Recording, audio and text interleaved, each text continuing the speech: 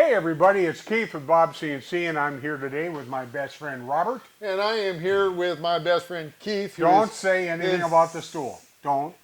He's sitting on Don't. the stool so we can be the same height. Yeah. Just to show everybody how short I am. Actually, it was because he was so tall we couldn't get the camera to focus, so we had to shrink him down a little bit. But anyway. All right. Well, the reason we're doing this is because we want to have the E3 set up here because we want to talk about an Alarm 8 and an Alarm 9, right, which are code issues that come up with a lot of folks that call. And whenever you see alarm on your Universal G-code QGS, 3 letters, and I can't remember them. Anyway, yeah, but when you see them, it gets a little bit scary. Right. So we're just going to talk about those issues today. Right. So the Alarm 8 and 9 are basically, it says that it won't home. So you've clicked the home button and something bad's happened. So it could be several things, or actually about 3 things that we're going to walk through.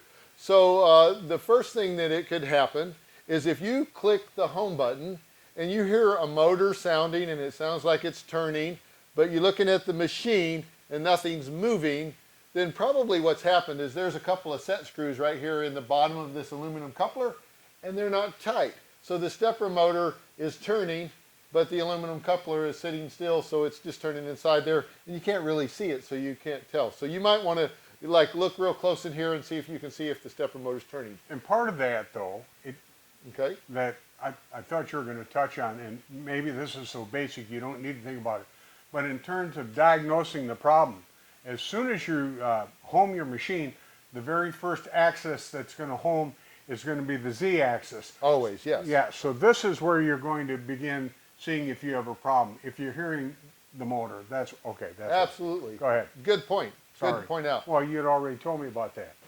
Yeah, but you listened. That's awesome. You know, I mean, I took notes. Too. Oh, I see. I see your notes now. Okay. So anyway, so if you push the home button, right, you hear a motor sound, but nothing's looking, or nothing's turning, nothing's moving. Nothing's moving. Then take a look down in here and see if those set screws are tight. Now, let's say that you press the home button and you hear a grindy sound. Okay. And I really think we could do this. Keith, if you'll hold that aluminum coupler. Seriously. Yeah, just hold that. I'm that. not going to get hurt. No, well, not bad, I don't think. Okay. Don't try this at home. No, and I'm going to hit the home, and so he's going to simulate a jam, like something's jammed up. So if I hit home machine, you're going to hear this sound, right? So the stepper motor is trying to turn, but it cannot because something is jammed. That's another thing. Now, when that happens, you could actually just go ahead and unplug your power, and it'll go away, or it'll go away after a few seconds anyway, because it's only going to try for so long, and then you're going to get that error 8 and then an error 9. So when that happens, we need to figure out what's jammed. Okay, now, that's true. But another thing, I was just thinking, for peace of mind, we're not hurting the stepper motor. No, actually what's happening is the stepper motor's electrical coils are being energized in a circle. So what you're hearing is that they're going around even though the motor's not. So you're not hurting the motors when you hear that sound. All you're doing is getting... So you don't got to freak out about it when you hear that. No, you're just... nasty sound. Yeah, you're skipping poles is all. Okay? So the other thing that could be happening when you're hearing that sound is the stepper motor pins, or the connectors. There's a 4-pin connector. It's got the blue, yellow, green, and red wires. If they're offset by 1 pin, right, it's only running on half phase or half the coils, and you'll get that noise also because it can't turn because it's just not connected correctly. If you get this noise, you need to check for binding, and then go ahead and unplug your power and make sure that your 4 pins of the stepper motor are connected to the controller. Now, every once in a while I get a call, oh yeah, it's connected, and then I ask them to send me a picture, and it's not, right? So it's hard to see, especially if you're old and you have old eyes. Right. So get you a magnifying glass in there and make sure that all pins are connected. Make sure that you have the power off.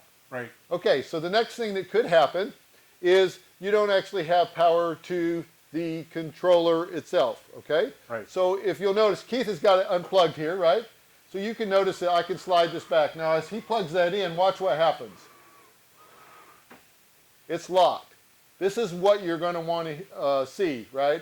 And you may even hear some hissing sounds. Sometimes stepper motors will, because of their micro-stepping nature, will make some hissing sounds. So again, If it doesn't lock, like if he unplugs it, you'll see that it rolls really nice and easy like it was unplugged.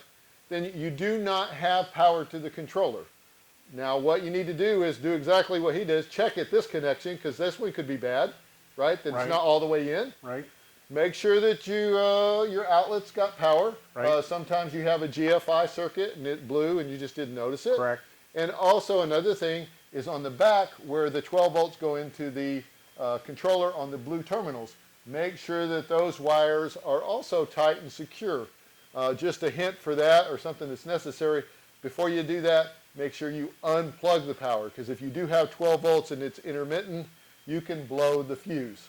Right. So that would be the last thing. And if you have a voltmeter, it's really easy. Put your negative terminal on the black terminal on the negative side of the blue terminal, and then check the fuse on both sides. You'll see it has 12 volts on one side. If it's got 0 volts on the other side, then you've blown your fuse. Where is that fuse? Oh, good thing we have one right here. So I'm going to point this out right here, but these are the stepper motor drivers, and the fuse is the little glass tube that's inside of those two. So that will be the other thing that can happen, especially if you've had an intermittent connection or you have a voltage spike. You might blow that fuse. So what happens if you blow the fuse? If you blow that fuse, it's going to act like it's not connected. It's going to slide back and forth. Okay, but now I've blown the fuse. What do I have to do? Well, you'll have to replace the fuse, which is really difficult. You can buy just the shield part of this board on Amazon for about $6 for 2 of them. Okay. Or of course, if you're under warranty, you can just email the help desk and let us know what's happened once you diagnose it, and we can send you out a replacement. Okay. Okay? So those are really the things for alarm 8 and alarm 9. You're going to check and make sure that the motor's turning, make sure your set screws are tight, and then if you get the buzzing noise, you got to find out if it's jammed or if the pins are all connected. One more thing. What's that? Because you'll have people, they'll say, well, I got power. Yes. Because they're looking down at the controller. They can see the yellow light flashing, they can see the green light on, and they think everything is connected. Absolutely. So why is that a problem? So the LEDs on the controller, the microcontroller itself, are actually driven by the USB. So you can just unplug the computer or the power to the power supply and just run the USB, and these lights will light up. The yellow flashing lights are just telling it that it's communicating back and forth, which is a good sign. Right. And I think there's maybe a green light on here too that says that it's powered up. Yep. Okay, so but those are run off of USB power and have nothing to do with the 12-volt power supply, which is needed to turn the stepper motor. Correct. All right, so that's kind of what we wanted to do to cover the alarm 8 and 9. If you have any questions, email us at shoptalk@bobscnc.com. You have anything else? Till next time, guys. We'll see ya. All right, thanks, guys.